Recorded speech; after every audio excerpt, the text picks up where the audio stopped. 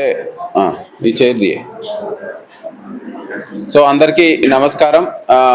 మనకు సూర్యాపేట జిల్లాలో గత శనివారం మధ్యాహ్న సమయంలో ఒంటరిగా ఉన్నటువంటి 85 సంవత్సరాల వృద్ధ మహిళను హతమార్చి ఆమె దగ్గరలో ఉన్నటువంటి చైన్ను, కమ్మలను, బుట్టాలని దొంగతనం చేసిన కేసుని పోలీస్ డిపార్ట్మెంట్, సూర్యాపేట జిల్లా పోలీసు కొంచెం సీరియస్గా తీసుకోవడం జరిగింది. ఈ క్రమంలో మనం ఆ అఫెన్స్కి జరిగినటువంటి ప్లేస్కి నలుమూలల ఉన్నటువంటి సీసీటీవీ కెమెరాలు అయితే టెక్నికల్ ఎవిడెన్స్ని మనం జల్లెడబడుతూ ఇమీడియట్లీ మనకు వచ్చినటువంటి వివరాల ప్రకారం మనం ఒక స్ట్రాంగ్ సస్పెక్ట్ని మనం సస్పెక్ట్ చేయడం జరిగింది.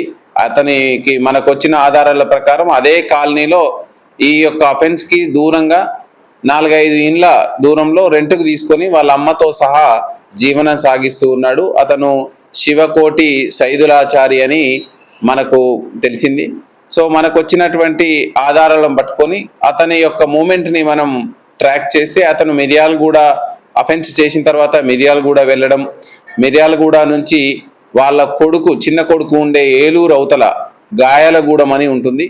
ఆ గాయాలగూడెం ప్రాంతంలో కొడుకు దగ్గరికి వెళ్ళినట్టు మనకు రావడంతో నిన్న మధ్యాహ్నం మన పోలీస్ టీమ్స్, స్పెషల్గా ఫామ్ చేసిన టీమ్స్ అక్కడికి వెళ్ళి